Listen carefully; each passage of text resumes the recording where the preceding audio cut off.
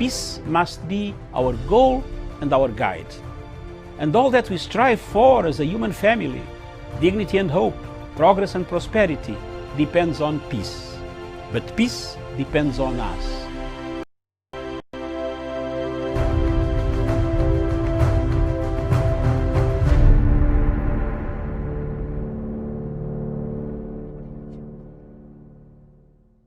Very good morning to you, and thank you so much for joining us. About 22 minutes past 11 a.m. here in Nairobi. My name is Miriam Ogutu. The show is The People's Court, and on the panel today we have Professor Jared Onyari. Professor, very good morning to you. Good morning, Miriam, Daniel, and the rest of our viewers.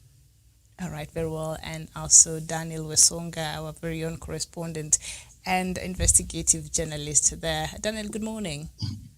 Yes, sir. Very good morning, Miriam Ogutu from our headquarters in Nairobi, Professor Jared Onyari, Karen Joseph in Malindi, and the rest of our viewers in Kenya, Africa, and the continent at large. All right, very well. And we have Karen Joseph there, as Daniel has said, from Malindi. Karen, good morning. Good morning, Miriam. Good morning, Professor Jared and Sean Wesonga.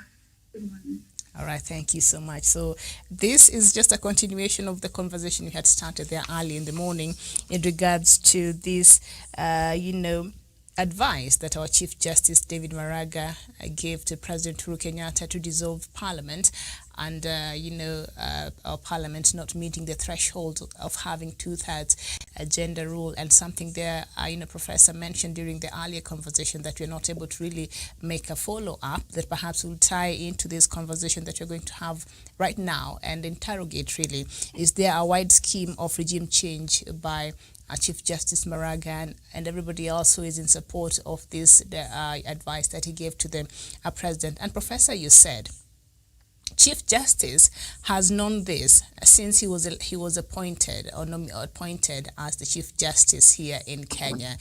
He was vetted through the Parliament that now apparently is he knew it was illegal then, but they vetted him. So he's been knowing this all along, and you wondered why is it that he found it very necessary 16 weeks until his retirement for him to throw this bombshell on us, knowing that very well he will be out of office very, very soon. So what could be the motive? Why now? I think that is the bigger question. So from owing to everything else that has been going on there, before we even get into the details of who said what and who and who is supporting what and who is on whichever side, Professor, why now? I know you asked that question earlier in the morning. Yeah, Miriam, that is the question every Kenyan is asking, and the world is watching. Miriam, let me just have this to happen. There is a wider conspiracy.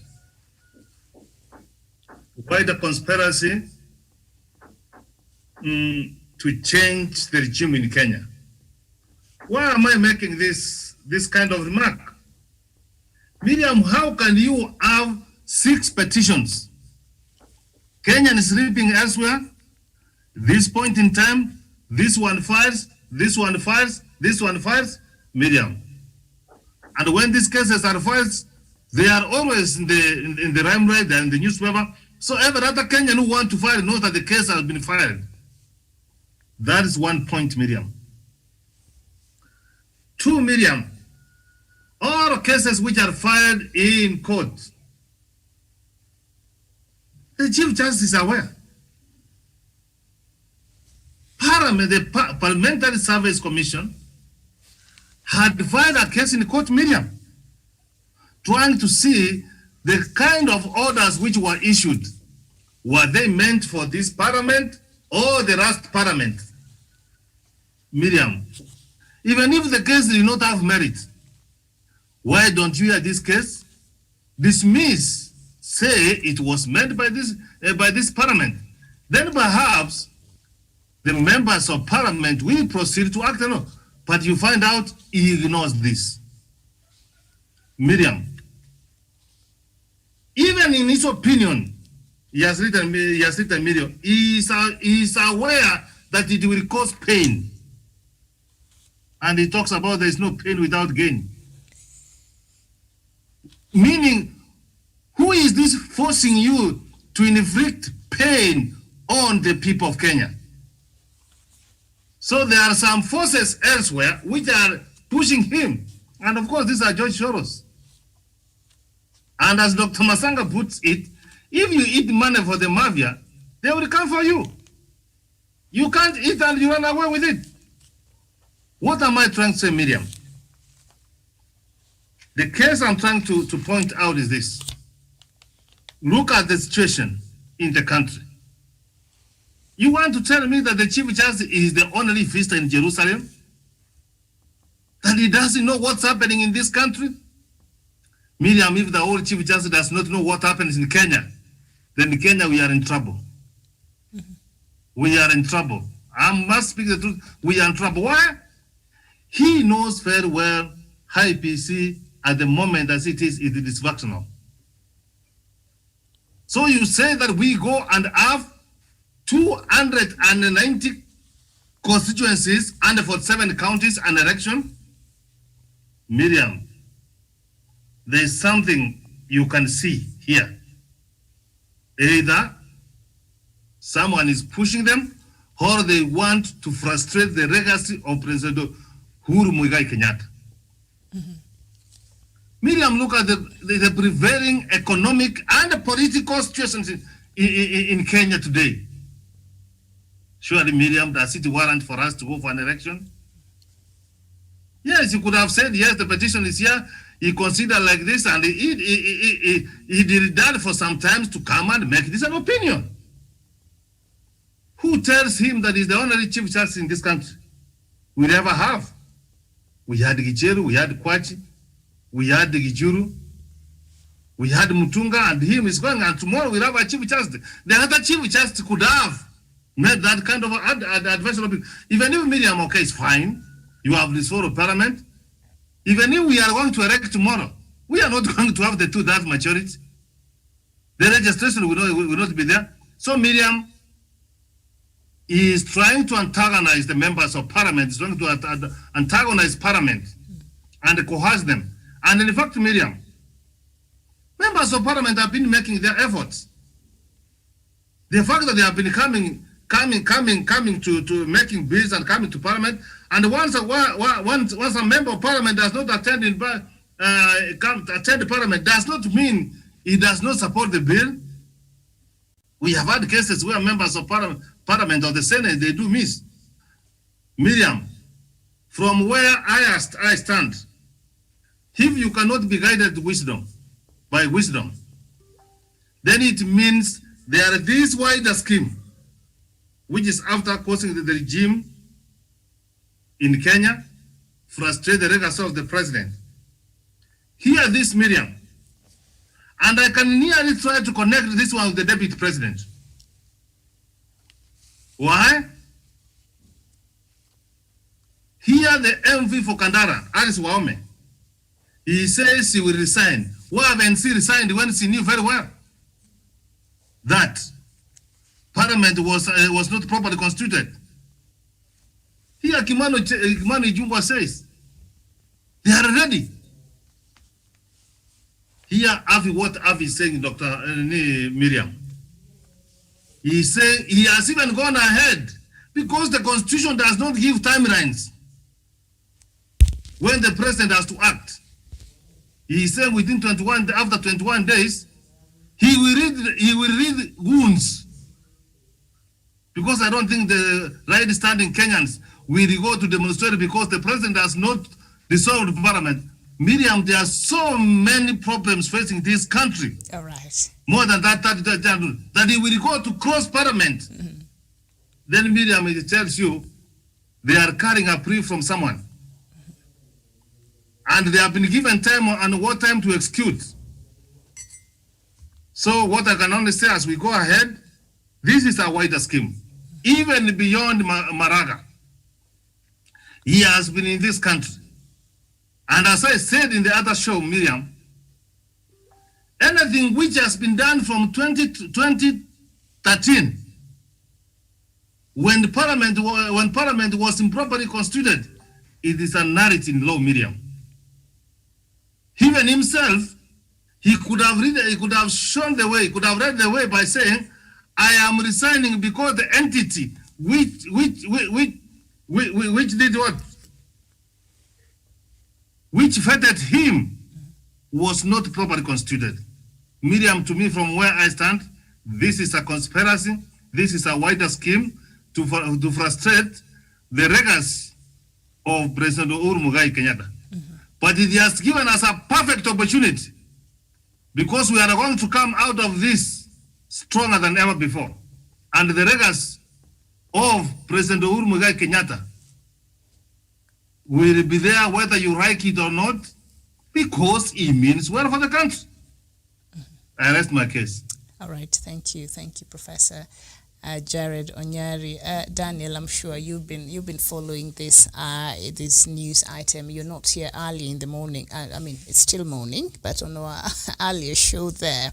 So all these years, CJ absolutely knew that Parliament was not legally constituted, going by the Constitution, but the same Parliament also vetted him to be the Chief Justice of this country. And of course, when he was saying there, no pain, no gain, I think that is what my gym instructor would tell me, but that's another conversation for another day. But this kind of pain, is it necessary at this point in the country, owing to all the dynamics going on right now? Miriam, as the professor has said, look at the language which the Chief Justice is speaking. Look at the language which Kipchumba Murkomen is speaking. Look at the language which Nelson Harvey is speaking. Look at the language of all of the deputy president. Then you will be able to join the dots and know on whose behest is Chief Justice David Maraga is speaking on. And for a fact, when you look at even the judiciary itself, we have been having concerns that the judiciary is not compliant to the two-thirds gender rule. He has not been able to implement the same measures in the judiciary of which he expects the parliament to implement. And also, going back, if he sees whatever is happening in parliament right now as an illegality, and as you say, it is the same parliament that vetted him to become the Chief Justice, then himself is a beneficiary of that illegality, and he would have started by him resigning. And also, Professor has brought in a very, very good essential point. Look at the situation right now. As a country, we are just moving out of a very, very devastating pandemic. The country financially, we cannot be able to afford an election of more than 290 constituencies going to the ballot. We cannot reallocate such a massive resources for such a purpose. The only thing we can do right now is to have a constitutional change through a referendum, the BBI, and that is the easiest way you can go about it.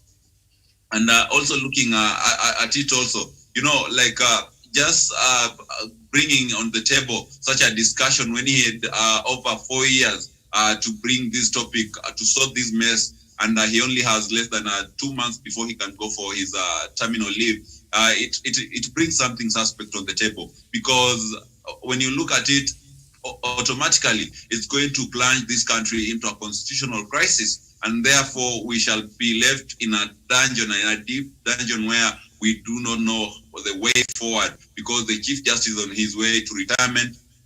The MPs have not been able to enact this quintessential clause of the Constitution, and as a country we lack the capacity, we lack the monetary capacity to address the issue. So therefore, it begs the question: as a Chief Justice, when he is acting, does he put the interest of the Kenyan people at hand? No, he doesn't.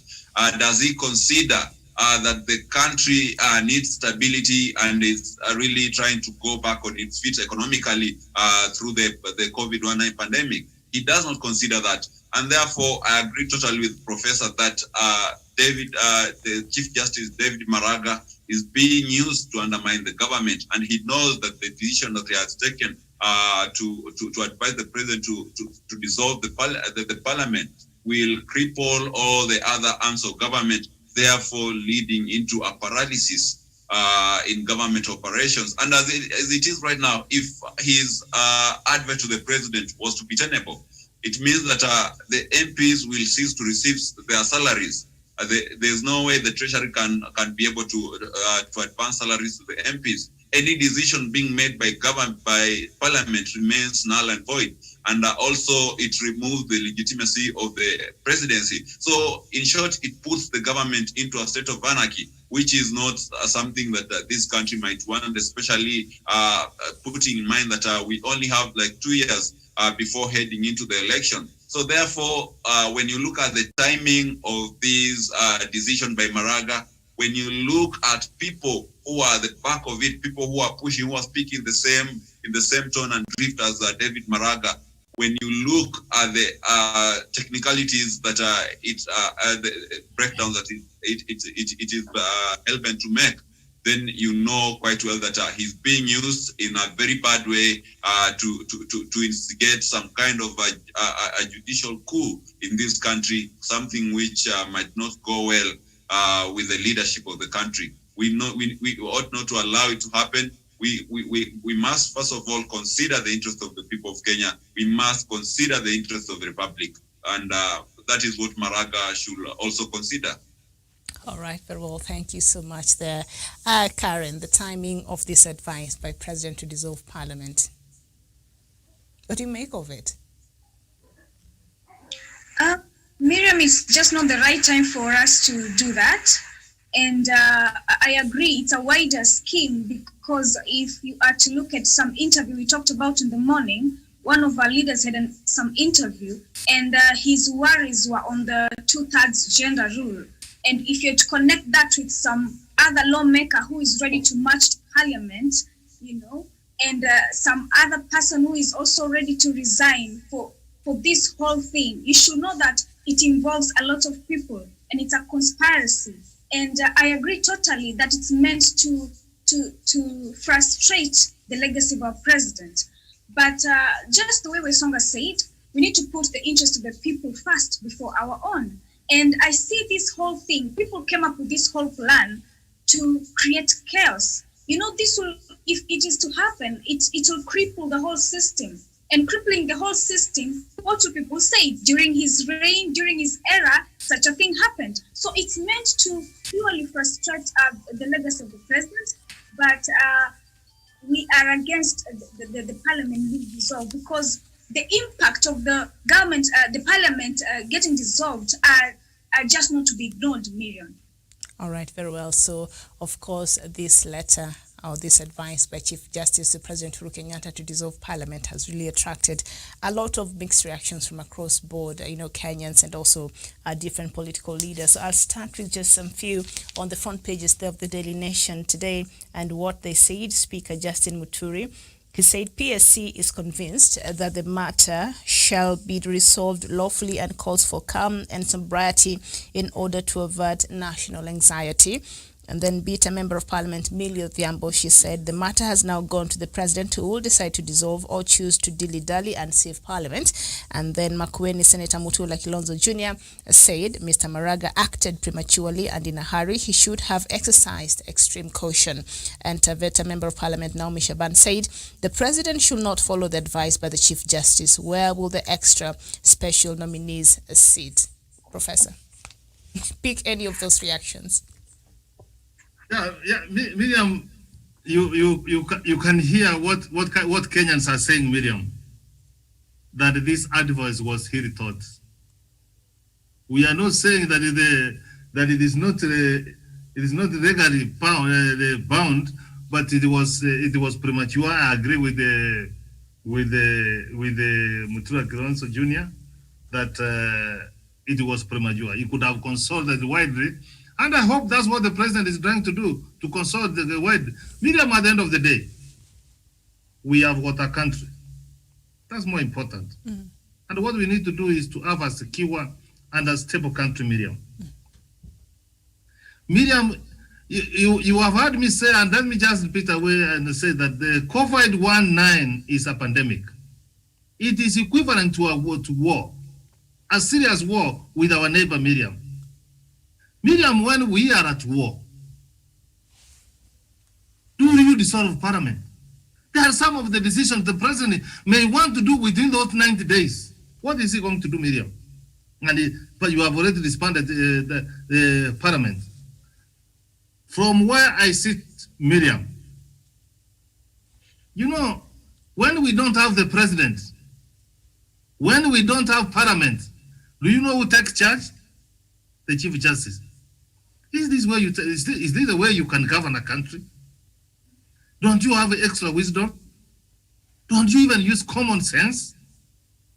To say, Miriam, you take all the parameters at work. Do you know it's only having 15 or 16 weeks to go home? Miriam, why do you carry the water from the river with a pot and then you come and break at the door?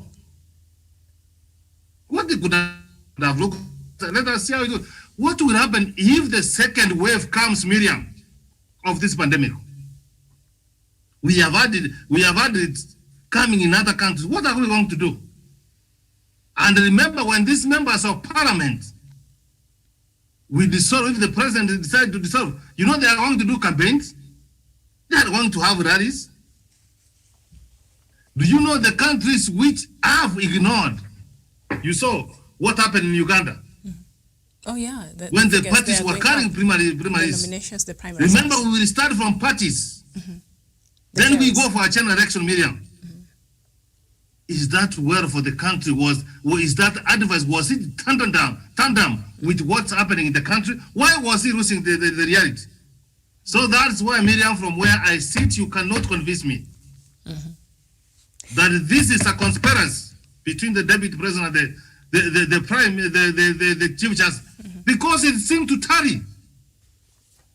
15 weeks, you have been in office. People who vetted you were not properly constituted. I know you want to cost. What is it going to go? It takes me wonder, Miriam, even when you say that I know it is going to cause pain. Why do you proceed to do it when you know? What's really not happening, Miriam? So from what I'm trying to say, see, even I'm telling you, Miriam, and my advice to the president here is, you are advised, yes. You shall dissolve parliament, yes. But you need to take your time to consult widely. What will be the implications? Will the members of parliament have a chance?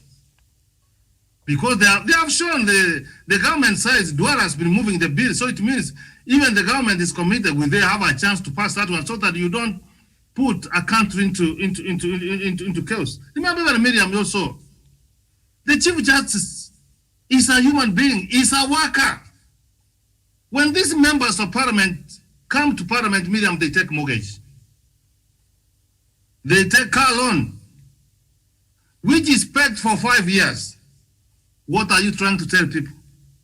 That you dissolve parliament? And you know, we are not dissolving parliament and they come back.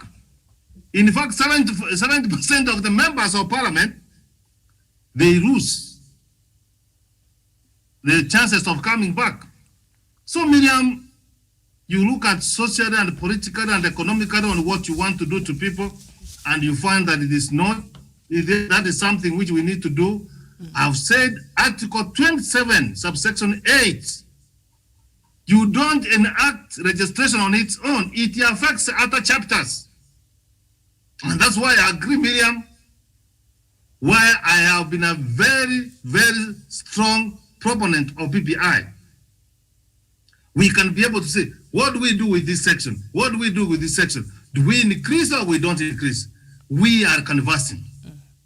So, Miriam, from where I sit again, this is a serious conspiracy, having even to kill PPI.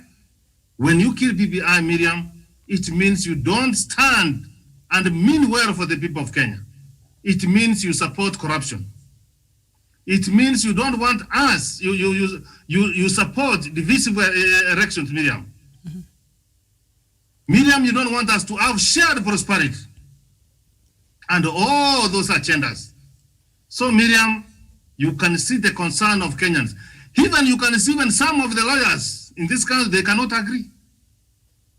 So, from where he sits, he can be wrong. If the legal mind And what I want to see in this country, Miriam, that the young lawyers, the way they are trying to push, like the likes of Harvey, he will one day come to realize that he has done a lot of the service during his tenure. Yes. As a president of the Royal Society of Kenya. And speaking of Harvey, of course, we know he has been very vocal, even speaking his thoughts against the BBI process as a whole, which I think he's been saying is illegal by itself, and he's been very against it, and he's been very vocal about it. And right now we know that he is representing economist David D. Jerotich Say, James Ngondi, Wanjiku Gikonyo, and Ikal Angelei, who went to court to challenge, the BBI process. They want that thing just thrown out there.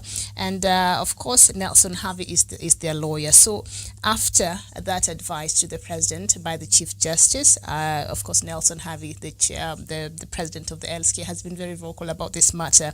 And in one of his tweets, he said, "The Constitution is not a statute. The canons of statutory interpretation do not apply to the Constitution. In the Constitution, shall means shall, prescriptively mandatory." And he also continued to say the new parliament can only serve for the remaining term of the dissolved parliament. A good starting point will be for all law-abiding parliamentarians to resign now that President Uhuru Kenyatta's advisors are interpreting the law upside down like bats, as they always do. So we see this is, I don't know, he's the chair of LSK, but owing to the office that he holds. Daniel. Yes, Miriam, Nelson Harvey is one of the few people I've ever had a very abrasive relationship with. And as a chairman of LSK, to be honest, he has really demeaned that position. He has cheapened it and insulted those who elected him to represent them as the chairman of LSK. Because Nelson Harvey has turned out to be a lawyer who is one-sided, a lawyer of the Tanga group of the political divide. When Oscar Sudi had been incarcerated the other week, Nelson Harvey was the one who went there among the lawyers who went to represent him. Nelson Harvey has not been vocal on issues that touch the life of the common man, but he has been rather very vocal on issues that are so much inclined towards the deputy president of this republic. And therefore, from the public gallery, he is perceived as one person who is politically aligned to the Tanga group, which has an agenda of maybe perhaps seizing power through a judicial coup, who knows. And therefore, his advocacy as the LSK chairman does not have any iota of genuinity, and we should look the way he walks, the way he talks, and whoever's interests he represents. And when Maraga advised the president to move and dissolve the parliament, it is Nelson Harvey who ran onto Twitter to write that the president had only 21 days. Where do we have that in our constitution? Which clause does he read from that stipulates that the president should go on and dissolve the parliament in 21 days? And therefore, also he has gone on record to say that he'll lead the people to go and lock up parliament. Where in our constitution do we have such a provision? We cannot be having defenders of law, people who walk in the corridors of justice, to be the greatest violators of the same law that they claim to be advocating for. And therefore, Harvey is being ingenuine. Harvey is sitting on the same pew as those ones who are working day and night to sabotage this government. Harvey is working for the people who are so much determined to have a regime change in Kenya. And I'll tell you, Miriam, for a fact, this two-thirds gender rule is an issue that has to be approached with a lot of carefulness. Because when you look at it, even politically, it is very infeasible. Because even if you are to go to the ballot tomorrow, if Parliament was to be dissolved today and we go to the polls tomorrow, be quite sure, regardless of the numbers of women we have in this country, we shall not have a majority of them electing fellow women in those positions. And also, when you look even at the economy, like our economy has not grown to that particular point that we can have a system like the one we have in the US or the one we have in Canada or Netherlands. We need, first of all, to have those preconditions before we can be able to push for such reforms. And therefore, we have found ourselves with a piece of cloth that does not fit our body yet. We are still too thin to fit into this piece of cloth. So what do we do as a country? we don't force it onto ourselves. Rather, we go back to the drawing board, we slim back the measurements, and we be able to to knit another cloth rather that will be able to fit us. And that is why we have to talk about going for a referendum through the BBI, so that we come up, we change some of these laws, in that we don't, in future, the same thing will not occur again, leading into a constitutional crisis. And therefore, I support whatever Professor is saying. Let us go talk about the BBI. Let us go to the referendum. Let us change these laws. Let us have laws that can really well resonate within the structures that we have, so that we don't have a catch-22 situation like we do right now. So that is the way we can go about it. But saying that we can force our way, or maybe Harvey, Maraga, and William Ruto can force their way through whatever we are having right now, it's very unfortunate for a country to take that particular route. We need a consensus on that. All right, Daniel, thank you so much. So Abdul Nasir Law, at Abdul Nasir Law, I think that is Grand Mullah there, he tweeted, and also he's really been very vocal about this matter. And part of his tweet, I'll just read there, I think countering what Nelson Harvey said there about shall. In that, what the Constitution says, that in the Constitution shall means shall. But Abdul Nasir Law here is saying, in Article 261, sub-Article 7 of the Kenyan Constitution, does the verb shall mean the president must? So he's trying to say shall does not mean must. Only a first-year law student will make the elementary mistake. This is a tweet from Abdul Nasir Law, at Abdul Nasir Law. In this constitutional context, the verb shall means may. So the president has an absolute discretion to ignore, shelve, or take some time before he decides what to do. And advice by its very nature cannot compel one to take a given route. He can decide on a number of actions or options. And then he continues in another tweet that followed that, saying, the CJ is guilty of jurisprudential naivete, God forbid, but if Uhuru disbands parliament and will go for parliamentary elections, a vicious cycle and endless sagas kicks in under Article 261, sub-Article 8. A parliament of same male-female ratio will go through the same process. So he's saying, even if we, outside of course, the English, the grammar lessons that he just gave us there, trying to help us understand the meaning of shall and must and how they apply in the Constitution. But he's saying, even should the parliament be dissolved today and Kenyans go to another election, you cannot tell Kenyans, now that you're going to elect your leaders, this is how many men and how many women you're supposed to elect. Because the Constitution tells Kenya you can elect a leader of your choice. But at the same time, the Constitution on the other side binds your hands and tell you this is how many women you need in parliament and how many men you need in parliament. So it does not augur well with the current situation in the country. So he's saying we might still have the same number in parliament. So what will you do again? Dissolve that parliament? Not even the same number, Miriam. Even today, if you go to the election, last week we saw a woman giving birth by the roadside at Mwani, and the women leaders of this country were quiet about it until we had an uproar from the public. Is when we saw a number of them carrying basins and basic necessities going to the hospital. So therefore, the women leadership in this country itself has failed to advocate for what is rightfully for the women fraternity, for the female fraternity in this country. And if election was to be called tomorrow, as I said, Miriam, we might even have more male members of parliament than we have today in parliament, vis-a-vis the number of women in the same house. So therefore, the remedy for this is not to dissolve the parliament, rather is to go back to our law and fix that particular section of the law, so that we can have a target which can be achievable. So I totally agree with what Ahmed Nasir is saying. And also on the matter of that article, when it says that the president shall dissolve, this is an advice. And an advice you can take either way. You can either go by what you are being told to do, or you can choose to take a contrary decision, which is maybe perceived to be of the interest to the citizens of the country. So I totally agree. All right, very well carried there, Nasir, trying to help us understand the law there just a little bit. But also, I think we cannot, I mean, we Kenyans, we have an opportunity to elect our leaders, and for some reason we decide to elect more men compared to women. Of course, we understand the different, it's not usually a very fair playing field when it comes to women and men politicians. For women, there's still other factors that are not very conducive that make it a bit difficult even for a lot of women to be elected. So we cannot overrule that. They are there, but at the end of the day, Kenyans make these decisions, decide, I want this member of parliament, I want this governor, I want this senator, I want this MCA. Now you're taking it to parliament and you're telling them, okay, so the Kenyans are not able to elect this amount of this and this in regards to the constitution. So now we're just gonna hang your neck over here. I mean, are we, Karen?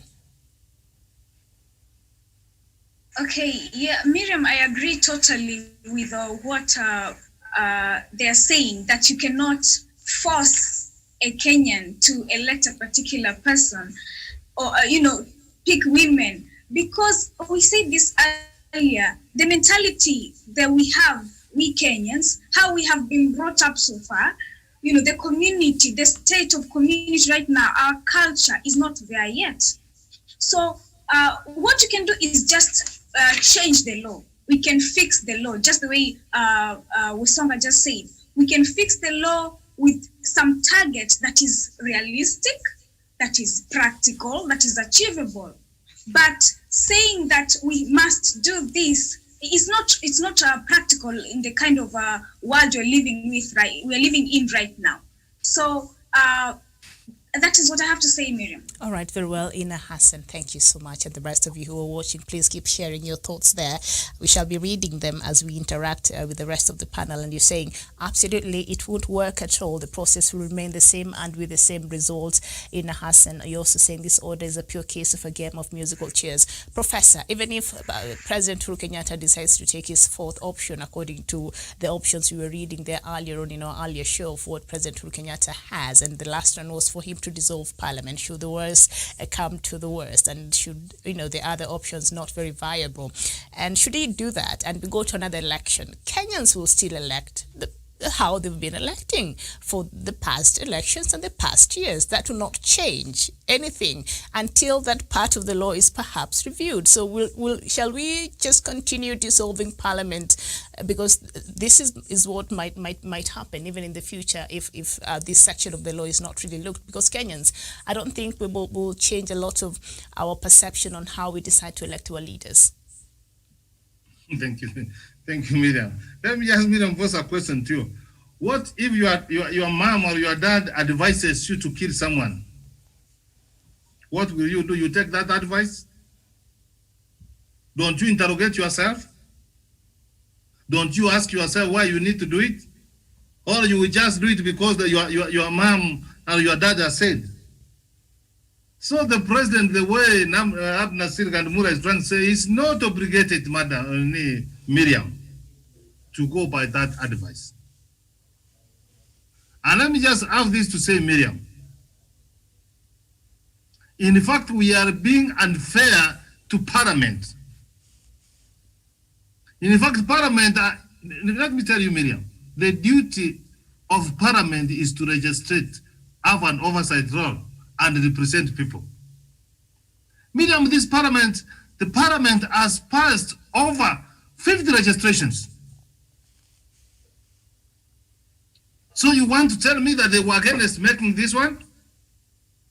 It is because this part of the Constitution, Miriam, Article 27, verse 8, it touches so many sections of the Constitution. We have to go and remove the seal of 290 members of Parliament, 47, 12 nominated members to Parliament. So, Miriam, this is not something you look at that. You have to take the culture and the social background of the people of Kenya. I did say here yesterday, and I'm repeating again, that these members of Parliament, they don't live in another planet, they live on planet Earth. And in Kenya, they hear what Kenyan says. So when we are saying that we need to have PPI and then we go to the people of Kenya, what do you really mean this? If the people of Kenya says, okay, fine, let us go and open Article 97 of the Kenyan Constitution and have 416 members of parliament, so be it. So, Miriam, we are trying to be unfair to members of parliament when they have diligently worked very hard to pass other registrations. Why haven't you accused of them that they have refused not to pass this one? It is simply because this one is unworkable. Some of the questions you are raising, Miriam, they are very legitimate, that you cannot force the people of Kenya to elect me or to elect you. Then we will be just again violating other section of the Constitution that we can go for an election, you represent yourself, and the people of Kenya will decide. So that's why, Miriam, we are saying there is a conspiracy.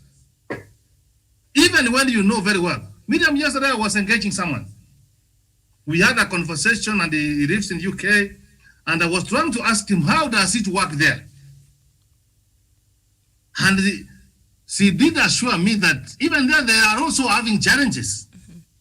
So what we need to do, Miriam, is to have civic education, to educate our people, to be aware why we need to embrace all members of the society so that they can be able to embrace. Miriam, it took so many years for people to ensure that the girl child goes to school. You know that one, you can tell me.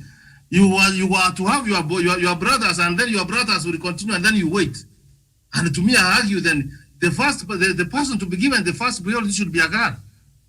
Because you know what might happen. So what we need to do, Miriam, we need to have a discussion. We need to have an engagement. Those people who are making a conspiracy to destroy the records of President Uhuru Muigai Kenyatta, yes, you can destroy. What do you want? What do you expect President Uhuru Muigai Kenyatta has done? He is the 4th president of the Republic of Kenya. He's having 23 months to go home. So even if you want to inch his records, you think he will lose? It is the people of Kenya who will lose. All right. So, Miriam, the best way forward, as we discuss on this, the Chief Justice has made a mistake. Is he able to take that back? Error is human. We have found ourselves into this kind of situation. The best we can do is to have a discussion on how do we come out. And in fact, now we have started to realize now hear this. We are now discussing who are the people who are behind this. And very soon we are narrowing and we are getting them. We know the Harveys, the George Soros, the deputy president, who seem to be very frustrated. The Chief Justice who seemed to be very frustrated. You heard the other day was complaining about the Mercedes-Benz. It's not being treated well. And Miriam, more and more are going to come out. We must go up to the core, the underlying issues why he had to make this kind of advice to the president. At this point of time, when he has got 15 weeks to go home, why does he want to destroy the country? Where are we going to get money to pay him for his retirement? All right, very well. So quite interesting there on today's Star newspaper on page 2. It says Jubilee top brass absent as DP makes impromptu visit to the Jubilee headquarters there in Pangani. So somewhere down there in the story it says, however, the DP cut and lonely figure as none of the party's top brass was at hand to receive him. His visit sparked speculation that the DP wanted to check the state of the preparedness should the president heed Maraga's advisory, which could trigger countrywide parliamentary by-elections. I mean, he should be the president wearing what tool? Daniel, I don't want to read too much into that. You know, sometimes the deputy president is the architect of his own problems. You know, you don't expect to meet the same people you've been calling wakoras in every political podium that you take. So how did he expect to meet the party vice chair and the SG? Of course, those are the ones I assume that he intended to meet at the party headquarters, who he has perennially branded wakoras who have hijacked the party. You know, in politics, it's all about goodwill. Give me what I want, and I'm going to give you back what you want. So it's a give and take basis. So you cannot be churning these kind of individuals. But when you want to push your agenda, you want them to just subdue to your pressure and be there for you. You know, in politics, you don't use such coercion and thorax politics. So he should be privy to such kind of arrangements in politics. So, and as you put it also, it is the president actually who is the captain of this ship and who should be more worried. Unless the president himself has raised an alarm, there should be no any kind of alarm within the ranks of Jubilee Party. And therefore, it is unnecessary for the deputy president. And perhaps maybe that is just part of the larger scheme to send fear among the population, to really tell Kenyans that things are falling apart, so that we create some kind of a crisis or perception. And you know, politics majorly dwells on perception. That is my take on that. All right. And of course, the deputy president did not say, or his team did not say exactly why he was there. So this is just perhaps a speculation by the Star newspaper. But also down there, continues, Jubilee Party Deputy Secretary General Caleb Kositany said the DP was at the headquarters to check on the preparedness for several by-elections. Oh, so he could be speaking on the DP's behalf. And he's quoted as saying, "We have by-elections that are to be held anytime soon." Huh? And as Jubilee, we must prepare for them, Kositany told the Star on the phone there. So they're anticipating that we might go for it. Yeah. See, the topic we are discussing. Yes. See the connection of the deputy president with the Jubilee House. Mm-hmm. See what Caleb Kositany is saying. Is there a connection? Mm-hmm. There are similarities. Yeah. It is not a coincidence. Not too far away, yes. If let me tell you, Miriam, this Maraga thing has caught everybody as a shocker. Don't you think it could have been prudent for the president, the deputy president, because he puts very well that his relationship is well with the president? Don't you think they could have got an opportunity to discuss with him? Mm-hmm. So. What you see here, Miriam, and I don't know why he went to Jubilee House. He has already had Jubilee a city center with colors of yellow. You know that. The members are ready to him are there. I'd forgotten. Thank you for reminding us. Yeah, Jubilee. No, are you trying to say? Are you trying to see, Miriam? I've forgotten. Yes. This is acting like a rat, which bites you and then freezes you, so that you get confused what's happening. So Miriam, it's good that this going has already confirmed. In fact, this one now confirms he's behind this, so that he's very okay. He wants a by-elections, having in mind thinking that he can make back together with his members of parliament. But what we want to see, we are saying this is a mere frustration to undo the legacy of President Uhuru Muigai Kenyatta. And his debut has confirmed that when other Kenyans, we are here struggling to find the way forward, him is to go to Jubilee House to inspect how prepared they are for that kind of election. For by-elections, okay. Devin D. tweeted and he said, "There's no constitutional crisis. Dissolve Parliament. IBC takes over. New one by Christmas. Government will manage on vote on account. A failure to act on this promptly and decisively may be just what we need to trigger financial crisis that's brewing anyway." And then he continued, Zambia defaulted today, and then I think that was followed by another tweet, so I don't know what he said there after that. So Devin D is saying, what constitutional crisis? We will be just fine by another election before Christmas, and we'll just go to Christmas happy. Karen.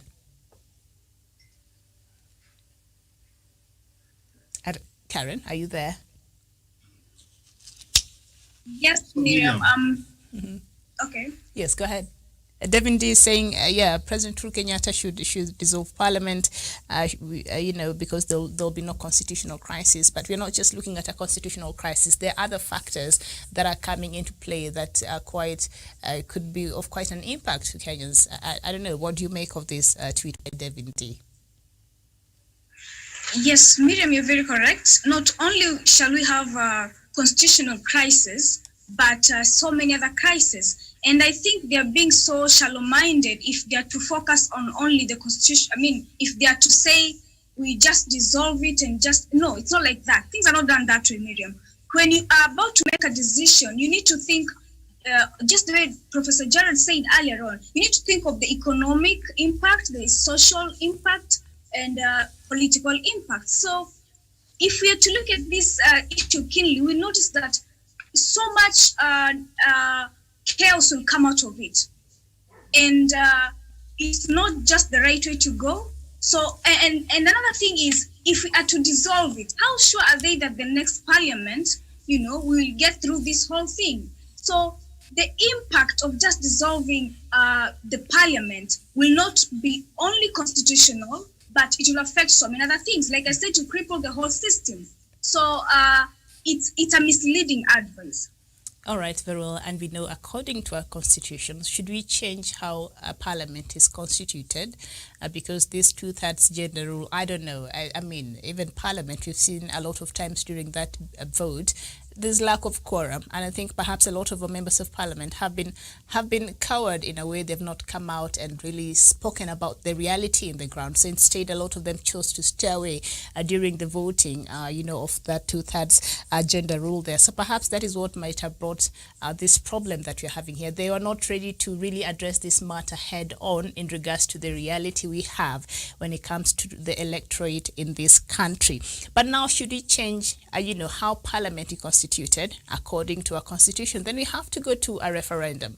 So, Professor, a referendum is just looming. We have to have let me just now try to induce. The deputy president, he's opposed to the BPI. To the referendum, yes. Indeed, he's opposed to the BPI. Indeed, has gone to court. Indeed, he's saying by December, we should have an election. The deputy president goes to Jubilee headquarters to inspect how prepared we are. Miriam, don't you see there's a conspiracy? So we should have an election and elect still the way Kenyans will choose to elect. No, let me just tell you. What I want to tell you, we were trying to see whether the advice of Maraga is having a conspiracy. It's anchored somewhere else. Well, there are some people who are behind it. I'm saying the deputy president has openly opposed PPI. Yes. Indeed, he has gone to court opposing PPI. And during that conversation, sorry, Professor, to cut you, when he had that interview on Citizen, he said even two-thirds gender rule is something that should be looked at in the constitution. He said that. Our deputy president, he brought that up very, very swiftly. He didn't dwell too much in it, but he mentioned it. Go ahead. Yeah. Miriam, in the criminology, when you do a crime, you leave some traces which we can follow and find out if it's you did it. Go and find a small child when he has taken sugar, and then you ask, have you taken sugar? What do you see the first thing you do? He will start doing what? Trying to remove something from the mouth. What do I want? I want to have a connection with what you are discussing, and then I go to what you have asked me.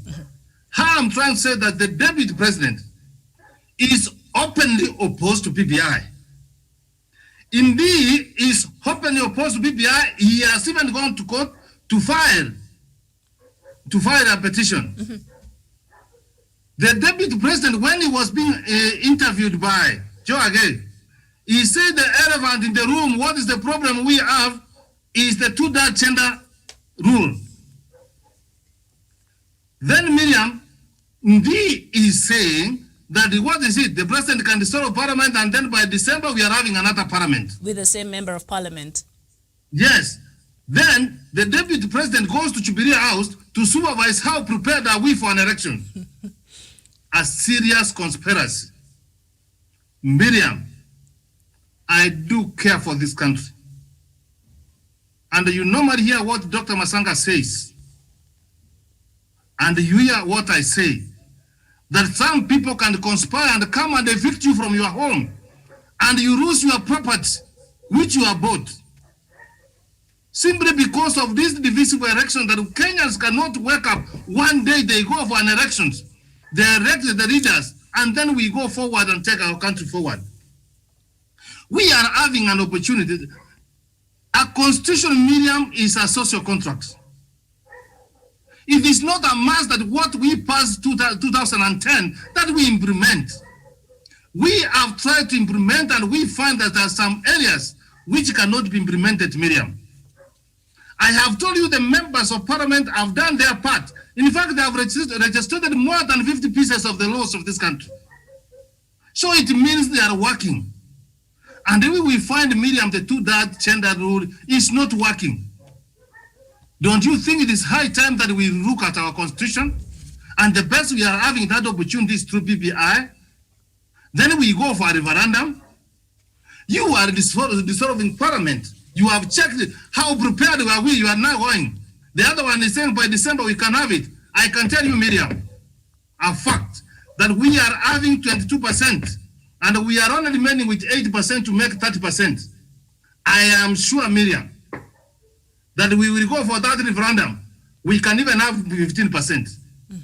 We cannot go beyond or maintain that 22%, because the people of Kenya now will be so much annoyed that why should they be forced to elect 8 agenda? Let me not use that.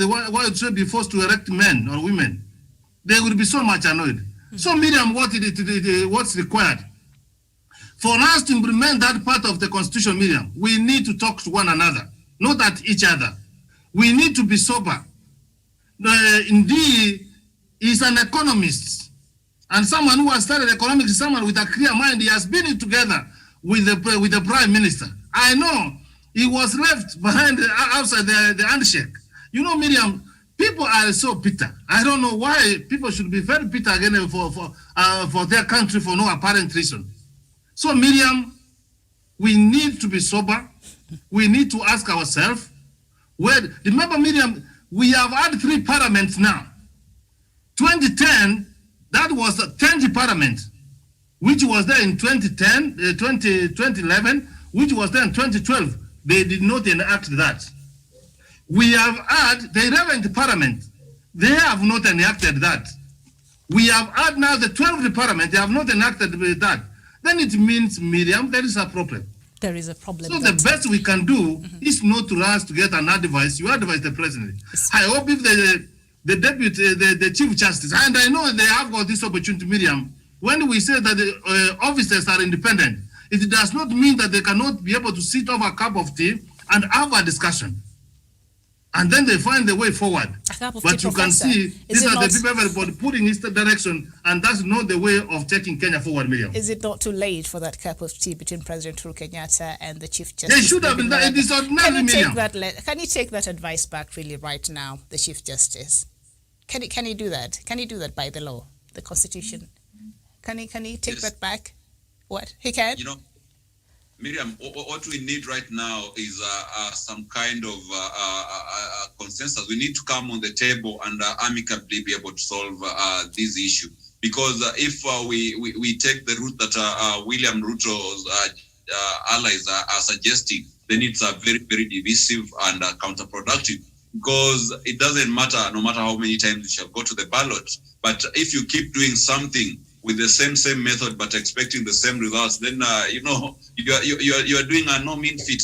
So I believe whatever Professor is saying is correct. We need to talk. We need to go on a table and see how best can we be able to address this issue, so that in the coming years we don't have the same issue derailing the nation and holding the nation back.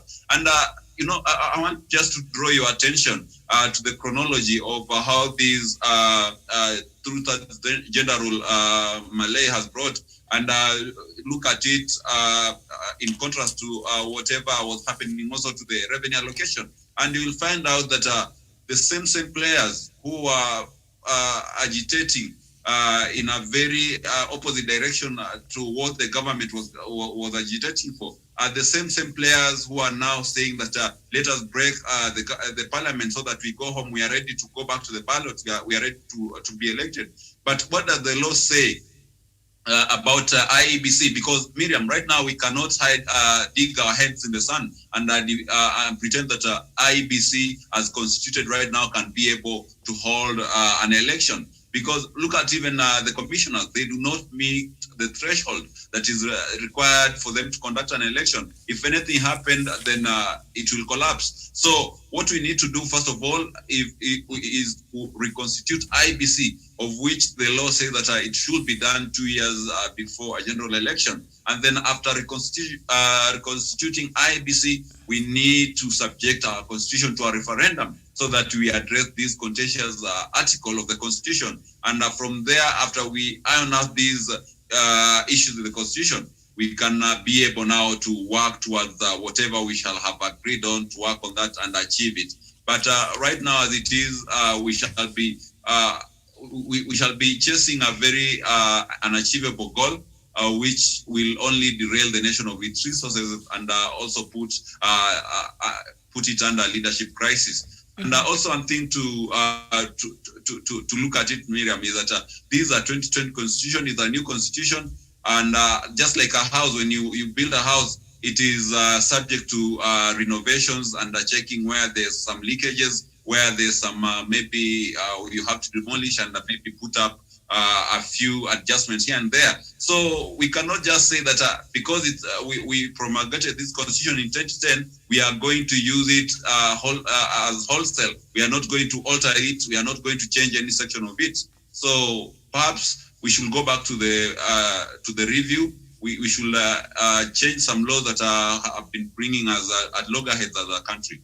That is my take on that. All right, very well. And of course, Senator Kipchumba Murkomen also have had stuff to say. And one of the tweets that he tweeted about this matter, he said, "We should seize this moment, dissolve parliament and hold a mini general in brackets parliamentary elections. The new MPs will serve for 5 years.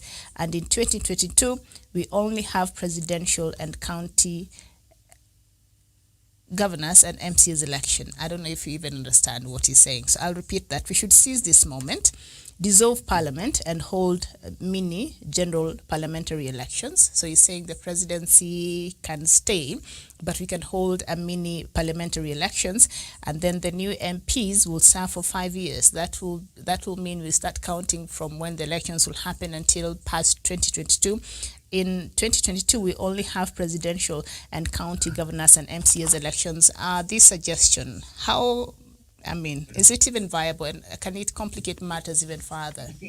Miriam, I wish Dr. Professor, Dr. why are you laughing? Why are you laughing? What is funny? Mukomen is giving I a wish suggestion. Dr. Masanga was around to give a good insight to Mukomen. Imagine, Miriam, look at that kind of thinking. Imagine, look at it. Even before you start commenting, just look at that kind of thinking.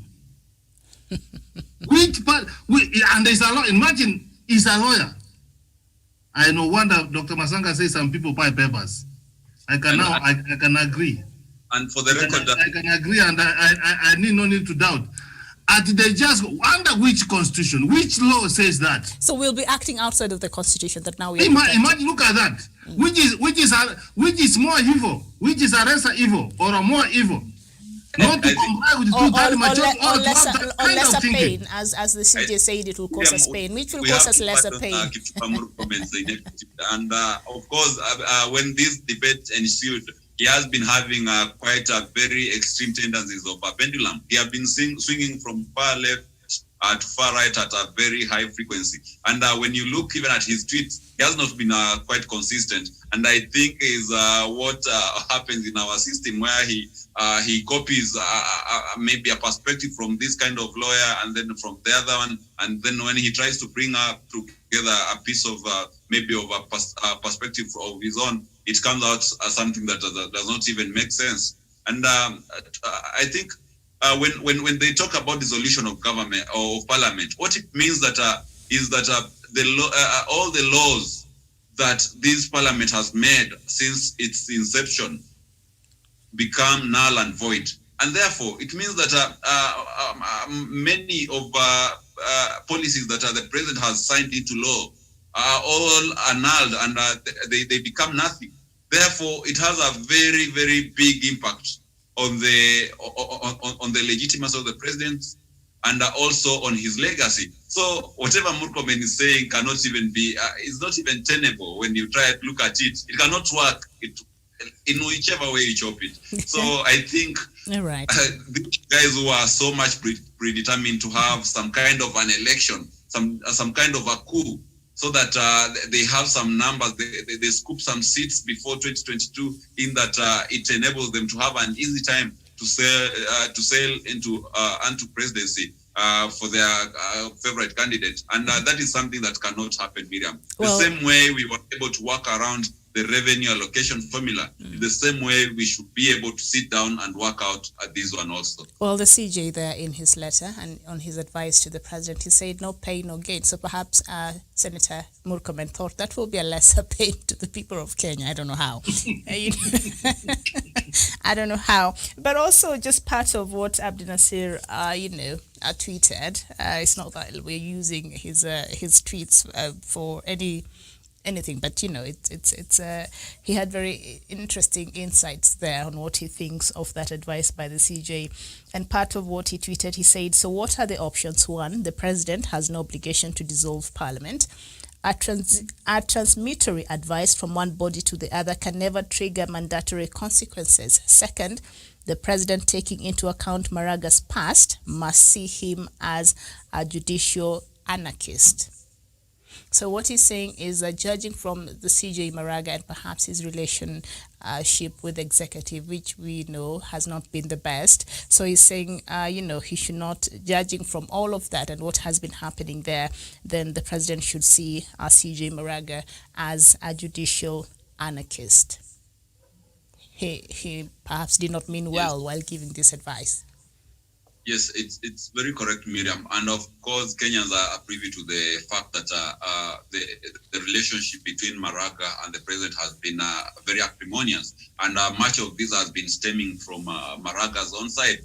First of all, the president refused to sign to swear into office 41 judges because he has a beef. As president, yes, he had quite a good background of these judges, and some of them have been implicated in grievous corruption scandals, and therefore he could not just lie low and succumb to Maraga's force to swear them into office. And from that point, you've seen the Chief Justice acting as an activist in the judiciary.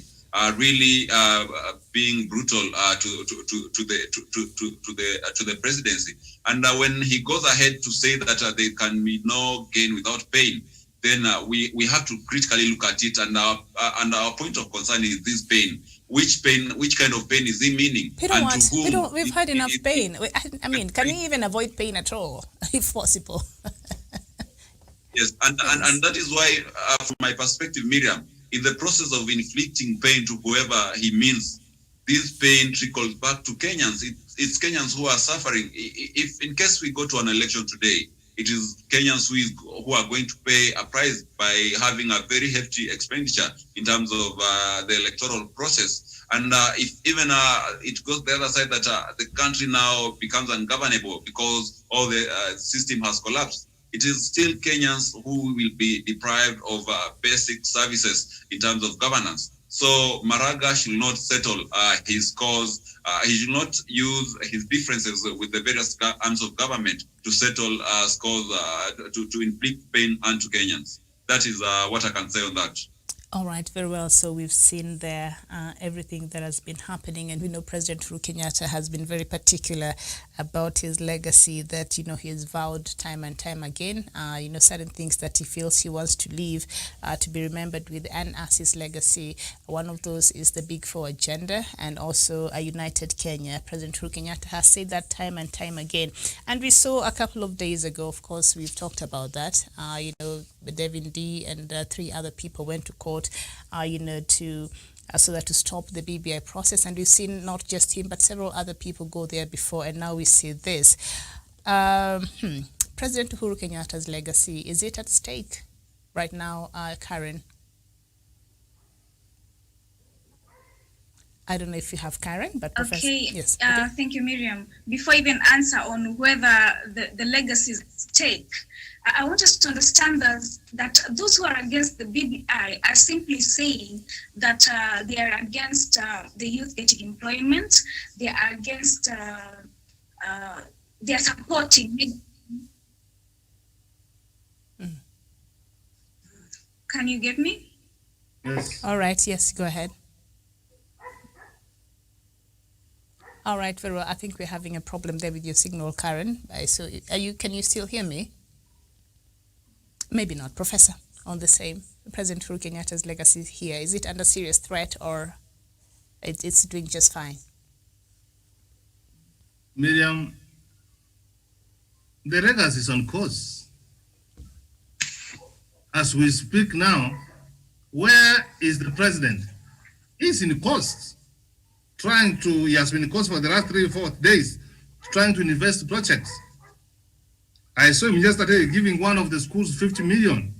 And he said, in the next financial year, we'll give them 100 million. So it means he's so much preoccupied with achieving his legacy. Those who don't want to support him make his legacy, it is upon them. You cannot force them to support you. But what I want to tell you that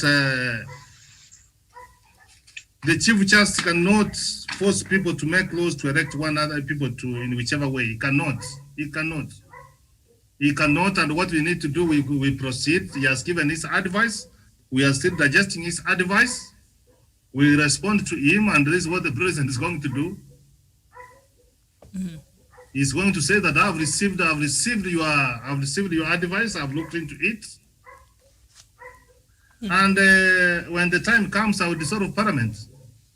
But what you want to see again, Miriam, there is total confusion, Miriam. When it's come to dissolving Parliament, these are fundamental issues.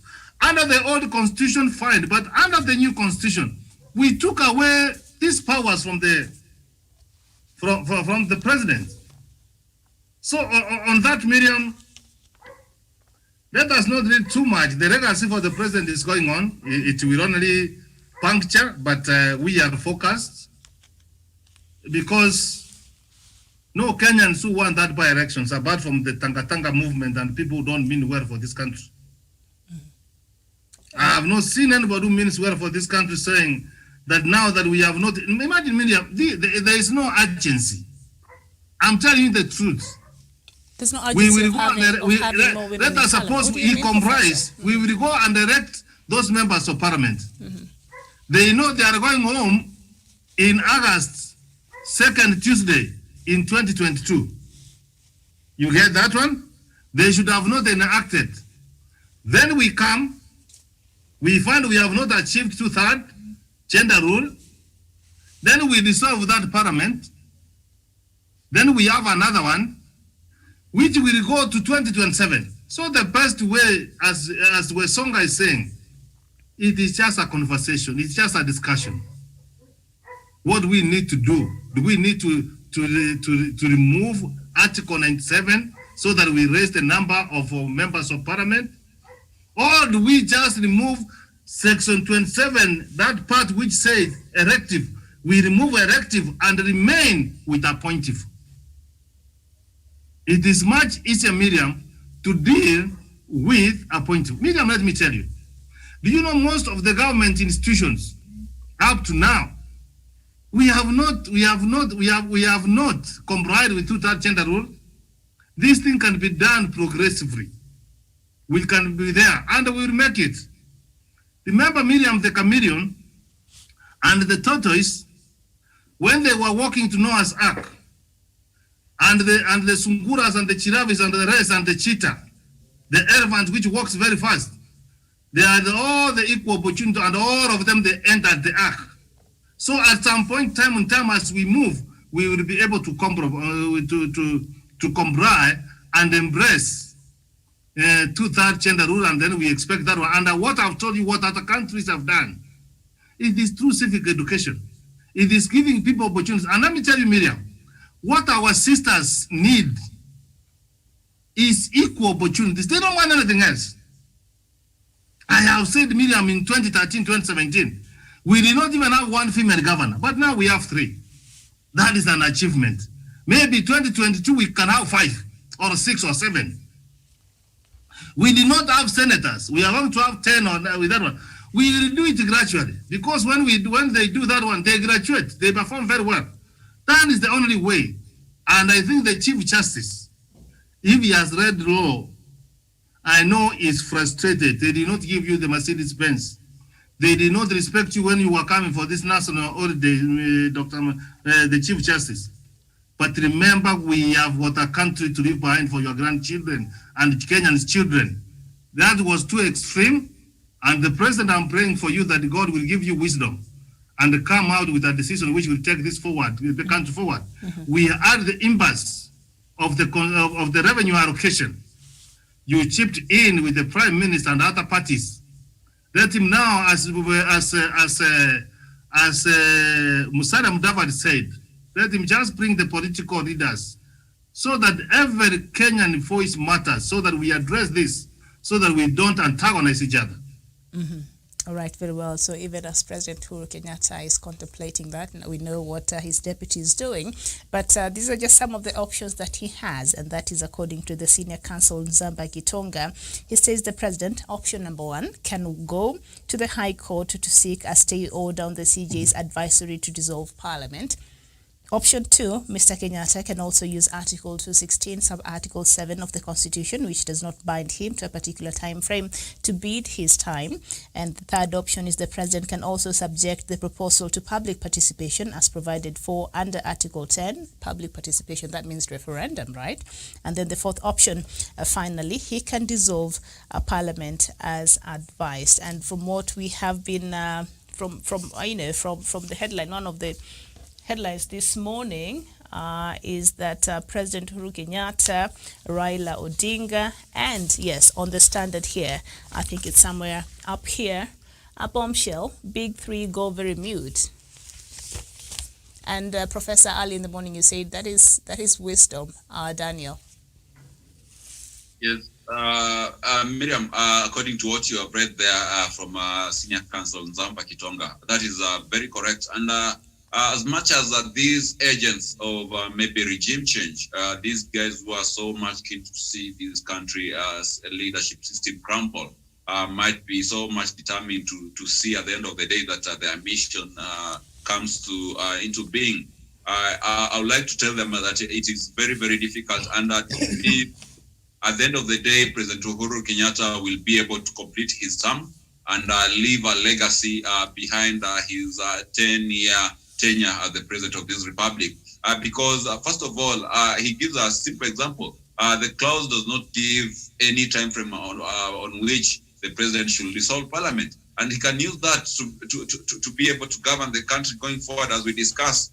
And also the issue of the High Court, he can be able to seek some assistance from the High Court, so that to avoid the country falling into a state of anarchy. And therefore, there are so many ways that we can be able to work out these standstill, the current standstill, and ensure that our country does not fall into another political crisis. So therefore, whatever we expect right now, of course, the newspaper say that the big 3 have gone into silence, and whatever we expect right now is that we might have some consultation between the deputy, not the deputy president, the former prime minister, and the president, to see the way forward, because you understand that Jubilee Party is one party, and President Uhuru Kenyatta as the party leader, and the deputy president as the deputy party leader. And the other side, we have the opposition under Raila Odinga. So we expect the two to come on the table and to talk to see the way, the best way possible on which they can be able to solve this crisis. Mm-hmm. So that is the only way remaining. And of course, the two have been of the idea that as Kenyans, we need to go to a referendum, not only to solve this current crisis, but also a number of clauses in our constitution which have been found to be shortcoming, and therefore avoid in future going to more referendums and being able to mutilate our constitution. It's better that we do it once and for all and fix it, the more contentious issues that we have. That is my take. Right, very well. Thank you so much, Karen. If you were to advise the president, looking at the 4 options there he has, which one would you tell him to choose as a Kenyan? Okay, before I get there, I would like to answer your previous question on the legacy, whether it's at stake. Am I allowed to? Yes, go ahead. Yeah, so I was saying, those who are against the BBI, in short, they're trying to tell us that they are supporting corruption. They're trying to tell us that they support negative ethnicity. They're trying to tell us that they support unemployment in the country. That is what they're trying to tell us. And the legacy of the president, what we are just going through, it's one of those things, Miriam, when you come up with something that is beneficial, obviously we'll have people who will try to bring you down. So it's just one of those things, but the legacy is on cause. It's actually on cause. We just overcame the other issue the other time on revenue authority. So we are on cause, and it has nothing to do with our legacy. What they're trying to do is just, what people try to do to bring people down is normal, but it's not like they have brought us down. Now, on the 3 going mute, Professor said earlier on that it's a sign of wisdom, and I agree totally. Nothing pains as trying to interfere with somebody's program or anything, but this person doesn't react. Not reacting itself should tell you something. So what I think is they are coming up with a strategy on how to deal with this whole thing. However, it is a sign of wisdom. And what I would advise the president, your last question, Miriam, dissolving the parliament is out of the question. That is not what we can do right now. A referendum is the way to go. Going to the High Court is just unthinkable. Like we said earlier on, these people are prepared. And this is the scheme is wide. So even the court itself, we should not take it there, because this scheme is wide, and I know you understand. So that is all I have to say to the president, William. All right. Thank you so much, Karen, there from Malindi. So, Professor, all factors considered, of course, after that very famous handshake on the steps of Jogo House, which is official President Kenya's president office there, with the opposition leader Raila Odinga, when the country was really not at its best at that time. I think that spelled a lot of doom for President Uhuru himself. In his own party, he started, experiencing some revolt and all that. And so since then, it has not been very easy for President Uhuru Kenyatta. We've seen a lot of sabotage, even for people from his own backyard and things like that. And his agenda has been threatened to some extent with the lack of unity there in the Jubilee Party, which is the vehicle that is supposed to be facilitating, even President Uhuru Kenyatta realizing his legacy there under the Big Four agenda and every other thing that he's trying to do. So didn't turn out perhaps as President Uhuru Kenyatta expected. Maybe he expected later on they'll warm up and get the support. Over 2 years later, that has not happened. Instead, the small crack now has become a whole rift, and we all see the division in the Jubilee Party, which is the ruling party in Kenya right now. So all things considered, Professor, is it right to look at it from, is it sabotage, or is it, looking at everything else and how it has been playing out? Is it a direct assault to President Uhuru Kenyatta's agenda to derail it, to stop it with all this? We've seen court processes and a lot of people saying the process is illegal and all that, and maybe those ways have failed. So will this be the ultimate thing that will stop the BBI reggae and other things President Uhuru Kenyatta has been trying to do? That's very true. Miriam, that's very true. And Miriam, let me just have to say this to tell you that I love this country. I'm very patriotic. In 2017, Miriam, I was being interviewed by the United Peace University. And it took me 1 hour, and I was giving a perspective what needs to be done to Kenya. And one of the things, the recommendation I say that President Uhuru Kenyatta and the Prime Minister have to sit 2 of them in a room. Then they look each other straight to the face, the eyes, and decide what they want to do for this country, which was built by their fathers, by the founding fathers. You cannot. Some people can come from where you want to come and tell people you are a thief, you are what, you are a national, name them. But you cannot delete and erase history. I say they have to come together and sit down in a room, two of them, and they discuss, and they will give us the way forward. Because if they die today and they go and meet Jaramogi and meet Jomo Kenyatta, I will ask you, how did you leave Kenya? Will they tell them you left Kenya disunited? They listen to that. I don't know why they listen to that, but the Spirit of God spoke with them. They greeted each other. And we have enjoyed peace up to now. I proceed for your second time, Miriam. When you talk about BPI and the handshake, Miriam, it identifies 9 key points which have disturbed this country, corruption being one of them. Do you think if you go and cross the tabs of corruption, people will do this? Miriam, this is corruption fighting back up to now. Period. Because if you go and cross the tabs where people were just coming and opening and they get water, you think they will be happy with you. So this is what we are saying. But what I want to assure you, Miriam, the Prime Minister and the President have remained committed to ensure that we have a united Kenya. And when you have got on your side, Miriam, you cannot fail. We will succeed to unite this country. They are not, let me tell you, the Prime Minister and the President are not ordinary Kenyans. They are not people who want to amass wealth out of this nation and steal from the country of this country. They are so much preoccupied to build a united Kenya. And they have remained very faithful. We have had an air committee. We have had BPI 1.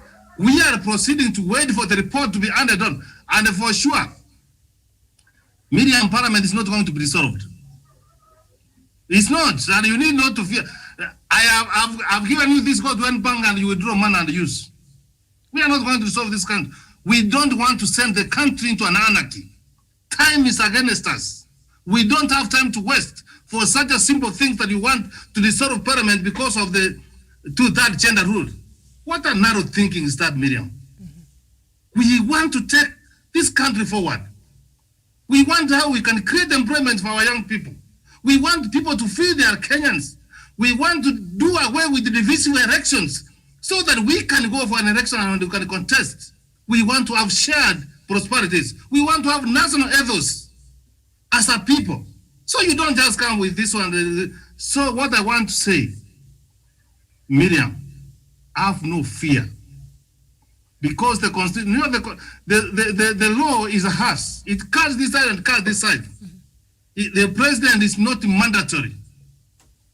From where I sit to the sort of Parliament, but it's a very perfect opportunity that we have gotten so that we can converse, we can have an engagement, and we can come out of this. We will go to the referendum and the people of Kenya will decide. The Chief Justice will not sit down because it's a Chief Justice who has never been elected by a creation of the Constitution.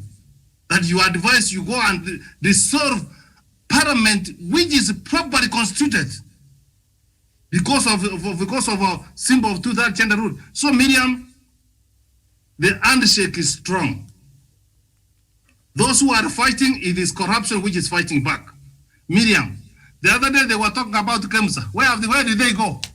After 21 days elapsed. Why haven't they asked for the report? Why haven't they asked for the report? It tells you, Miriam, that these people are after. And Miriam, let me tell you, I want you to tell me any Kenyan who has not been on the side of Tanga, who has not been opposed to the revenue allocation, who has supported this, that we go for an election. Tell me any, a serious one. Nsamba Kitonga was the chairman for constitutional review. He was. And when you are and when he's giving an advice, the person who built the house, if he tells this the kind of materials I use here, do you doubt? Do you doubt? When Amoro Otiende speaks, he was part of that. Do you doubt? So Miriam, what I want to say that when people throw stones at you, it is what's more important is what do you do with those stones? Do you get those stones and throw them back? Or do you want to you take them to build a step so that you rise on top and pass over? So what we have tried to do, COVID-19 came. Yes, on the negative side you cry, but COVID-19 has made us to improve our health facilities in this country. It has made people to keep a chin. It has made it possible that we can have meetings like I need not to come to your studio. This is because of the start of COVID-19. So this advisory of the Chief Justice, let us see it as an opportunity for us to fix PBI, and we proceed forward, Miriam. All right. Okay, Robert, thank you for watching. You're saying, hello, Miriam. The 2/3 gender rule is a wild goose. We don't need to keep chasing. Time, education, and democracy will help in balancing issues. Ina Hassan, you also added there your voice, and you're saying, I wish the judiciary will approach corruption with the same zeal and not involve themselves in the side shows there.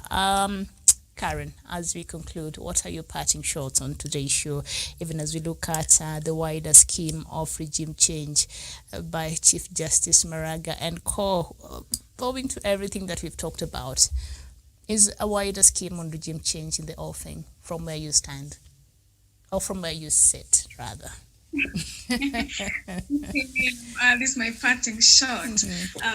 Professor earlier on talked of civic education. I think even the viewer who just commented, I think it's Robert, he said time will balance everything. As time balances everything, it's important for people to know that to be educated on how to embrace all the members of the society. You know, we know time will balance, but it's very important for the people of Kenya to be educated on how to embrace everybody in the society. If you're male or female, that is it. And also it's time for us to change, to fix the laws. Wesonga mentioned that earlier on. We need to fix the laws so that there will be the targets will be achievable. Another thing that caught my attention is the wrong timing. You know, this whole thing is coming up at a time where we have so much to deal with. We have the pandemic, and this inconvenience can just be sorted by, you know, having the referendum and not dissolving the parliament. So dissolving the parliament is out of the question here, like I said. And all right. Okay, thank you, Karen. We seem to have lost you there. Your signal there was not very good. Daniel, of course, the new constitution that was promulgated in 2010, the Kenyan constitution, a hybrid at its best. We brought everything together and we thought this will serve us very well. And now we see it's giving on one side and taking on the other side, as in this case of the 2/3 gender rule. One side of the constitution says Kenyans have a right to elect anybody they want to represent them. The other side, it is saying Kenyans, we don't care who you elect, but 2/3 gender rule must be met. So it's very confusing there. But it has been taunted as very progressive. And, you know, compared to a lot of constitutions around this continent, putting such a law as, you know, a requirement of the 2/3 gender bill, among other things that perhaps now we look at it from the ground, it's not really quite attainable as where we are right now as a country.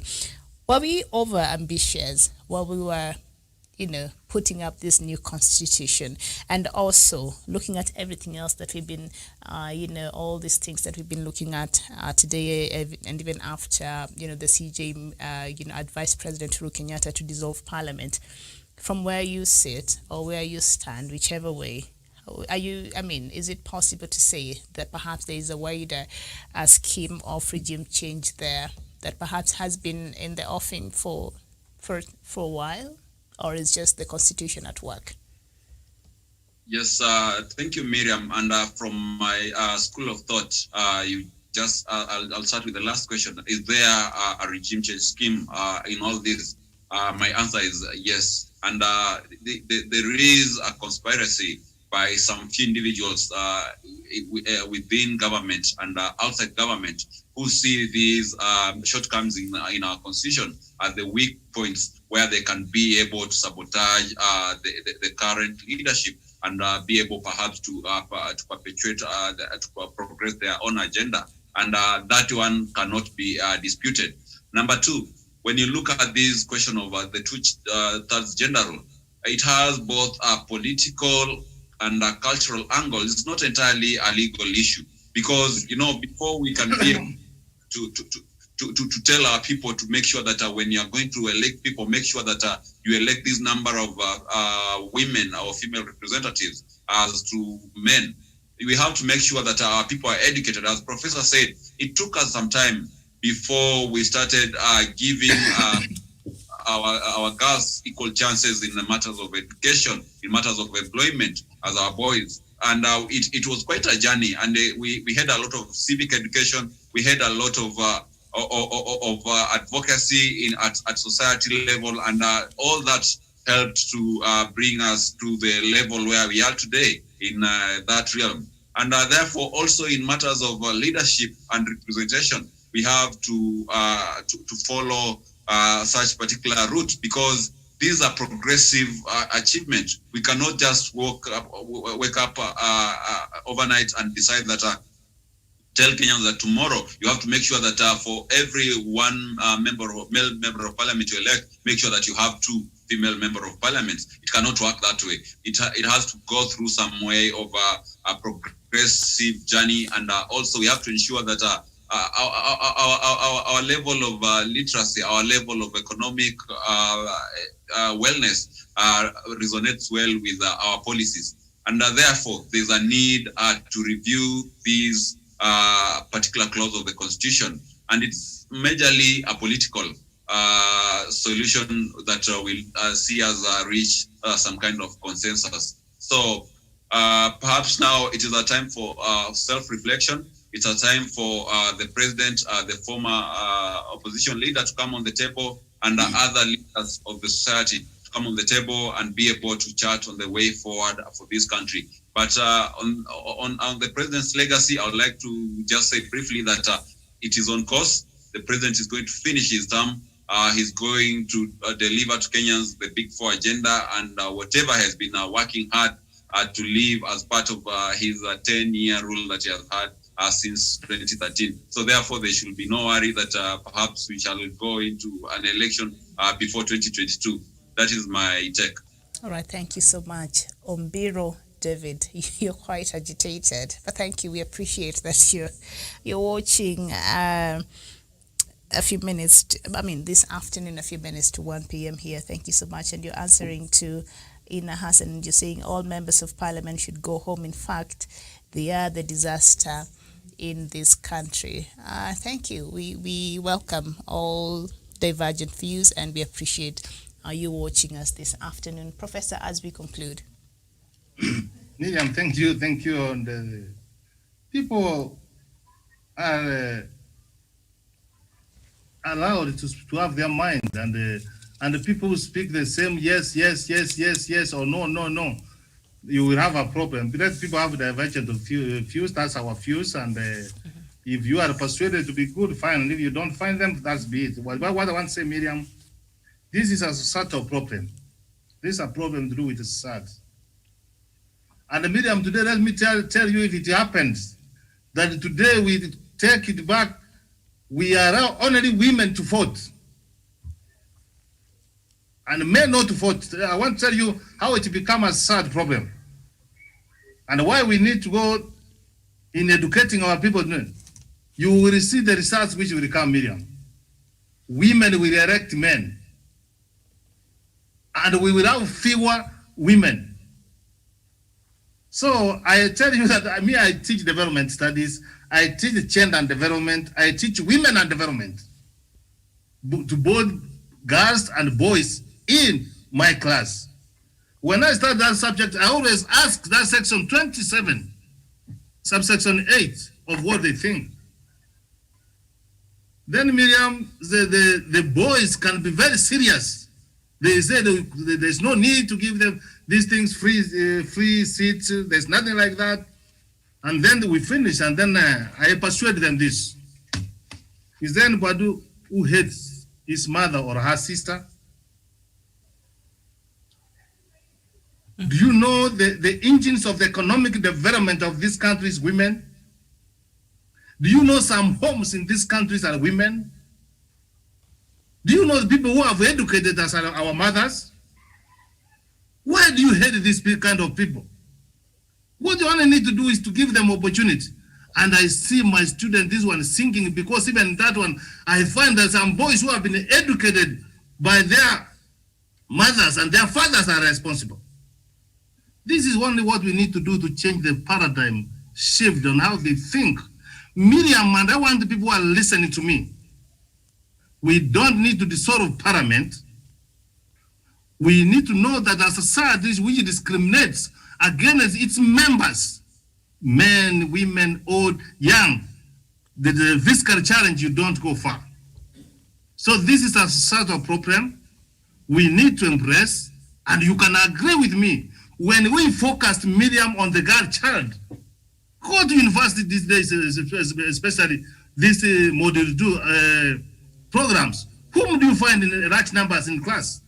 Are women, are girls. What has it been done? Because we are focused. So Miriam, let me tell you that if we spend 5 years to have even some retro barasas, more meetings wherever we are, and we do this one, we can be able to persuade the people of Kenya. And I want to tell you, Miriam, at some point in time, Wesonga, this gender rule is going to favor men. I can see far where I'm seeing Kenyans, some very men of mine, and some Kenyans cannot see. But I want to say that let us not discriminate. This is our country. We can discuss what works for us. We can see, we put this thing in the constitution. How do we move with it? How do we correct it? We cannot allow members of parliament. Miriam, have asked, even that Chief Justice, even this harvey, put what is good at the table. I want to challenge this. Sossion used to every now and again to call for strikes. In everything he called for strikes. And Professor Magoha, when he became the Minister for Education, the Cabinet Secretary for Education, he challenged him, if you have got a pet idea, bring it on the table. Nobody will refuse a pet idea. And these days you can see Sossion is very supportive. So any Kenyan who has got a pet idea, a good idea on how we can implement Section 27, subsection 8 of the Kenyan Constitution on two-thirds gender rule, bring that one on the table and we compare. Don't send it to the members of parliament expecting them that they have got an extra brain which they can use it to enact. There is public participation. What have Kenyans said on public participation on that? I submit, Mayor. All right, very well. Thank you so much, Professor. Thank you, Daniel Wesonga from Nairobi, and thank you, Karen Josephs from Malindi. There's another story here that I'm quite itching to just look at. It has nothing to do with what we've been talking about here. Maybe I'll just mention it in passing, and maybe tomorrow we shall talk about it. Kenya to go solo in trade talks with the UK. Kenya has now decided it will go it alone in negotiations for an economic partnership agreement with the United Kingdom, leaving its East African neighbors with an option to join later. And the move has been occasioned by the EAC partners dragging their feet as deadline looms there. And so there we go. This is a very interesting conversation, Professor, but let's talk about it maybe tomorrow and see. Yes, Miriam, what I need to do, our sisters, our brothers in East Africa, our partners, what they need to do, yes, you cannot ignore Kenya. Our strategic position makes every report admires. They keep holding us. I know there are some people who have invested in Uganda, Democratic Republic of Congo, Southern Sudan, even Tanzania. They stay in Nairobi. If you want to make a coalition, your own coalition, we have got no options. We can look for new friends. When the Western decided to disappear with us, to just dictate to us, telling us consequences, some choices have got consequences, we looked at China, and they came coming. So we look for our partners, we look for our friends, and at the end of the day, they will come and find us moving. At the end of the day, I think Kenya, the president there, and is just looking out the best interest of Kenyans. So we've, according to that story, Tanzania and Uganda have been dragging their feet on this. So Kenya went ahead and signed this, and I think it did that also a few months ago with the US, and they're not very happy about it. So I don't know, will this increase the rift that we've been Strategic seeing? position, Miriam. The rift that we've been seeing. Just for free relations on the East African relations and interests. That one, Miriam, yes, they will come to blame themselves. But the greater East Africa, more than 200 million population, is good for us. It's good for us, yes, absolutely. Daniel, yes. Yeah, I know. I was just itching to talk about this, but yeah, but shortly. Daniel, say something. All right. Yes, I look at Israel with its small size, surrounded by Islamic hostile neighbors. Look how it does business. Is it not a successful economy because it is surrounded by neighbors who don't cooperate economically? It is a very successful, one of the most powerful nations in the world. How does it manage to survive in such a hostile region, which even does not augur religiously? It's because it looks beyond its neighbors and it finds people who are of similar ambition, people who are of similar motives, and it forges an alliance with them bilaterally in trade and other frontiers. And that is how they have been able to succeed. So it's a good move for the country. All right, and now that you've all spoken for the interest of gender balance, Karen, do you have something to say? And then we can go now. Yes, I do. Will this deepen the rift?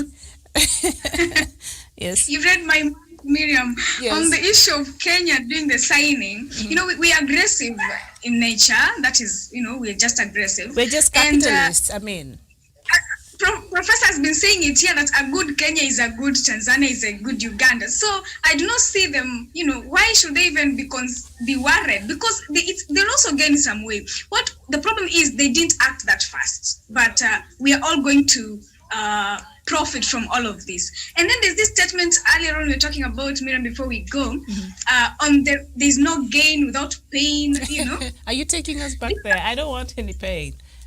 and you know that the pain we're going to go through as Kenyans, the gainers will be some other people out there. So in this context, this one doesn't work. That statement doesn't work in this context at all, because we're going to go through the pain and there's some other people out there who are going to gain. What they're trying to do is they are forcing a 2-month-old to run. How do you take it slow? You go with the times. It will come. Pole pole.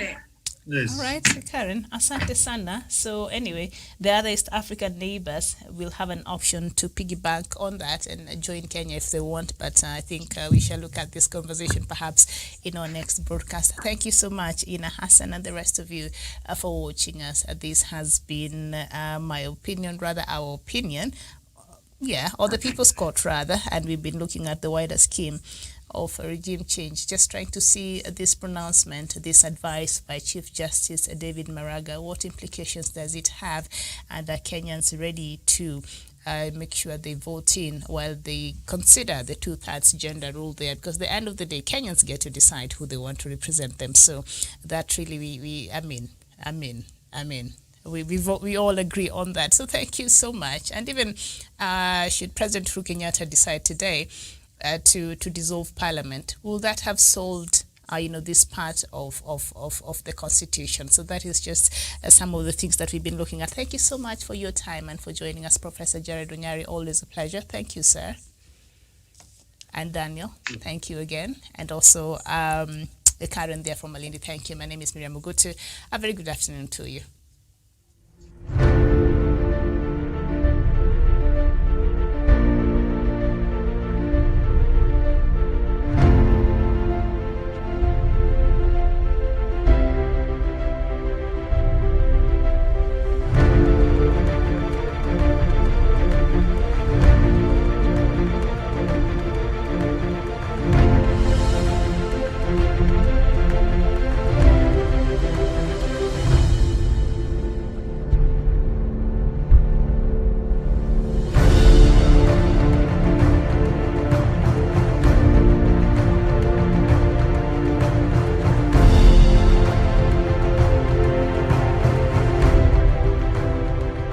Peace must be our goal and our guide.